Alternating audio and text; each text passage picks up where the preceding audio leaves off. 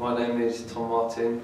I did my Schools Direct at Heron Hall Academy, and from then I did my NQT the following year.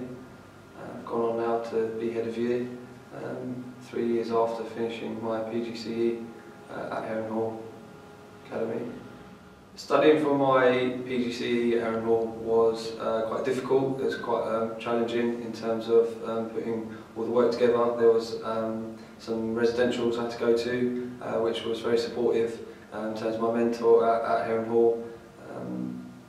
It was a fun process. I really enjoyed it, given the school and the size of it. We were still quite small at the time. We've obviously grown since, but it was a very fun year. For the 9 months I was there, I got supported quite well, and I went to Buckingham University as part of that course as well. And NQT was very similar. I had to go to a residential once a term, so it's 3 times over the year, and got a lot of support again from Heron Hall and from Buckingham University to complete those 2 years before I became a fully qualified teacher.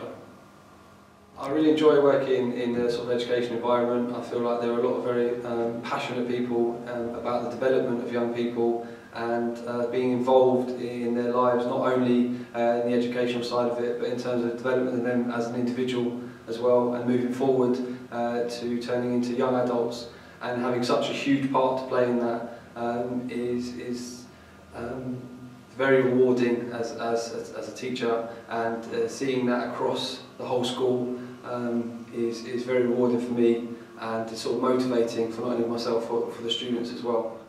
Teachers I work with are quite a young group. We're very sort of passionate about what we do. We really enjoy sort of being around each other and supporting each other in terms of whatever it may be, remarking, planning lessons, problems they have with certain individual students. We might be a little bit closer to certain individuals than the teacher involved in the incident, and therefore that support from every member of staff sort of really makes you feel like you're part of a team, part of a community within the school, and that's very sort of rewarding, and it's really nice to be part of that sort of group of teachers.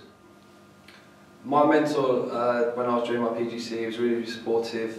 We got observed on a daily basis. It was a really small school at the time, so he was able to observe me on a daily basis and give me feedback about exactly how I was doing. Certain things that I obviously wasn't experienced in, he gave me constructive criticism, therefore I can improve what I was doing and therefore become a much better teacher for it. Lots and lots of support was given.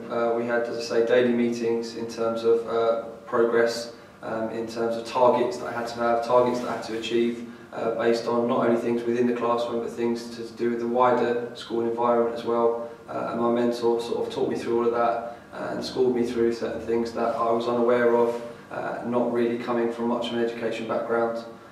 So my mentor was really supportive in that, and I wouldn't really be able to do it without him.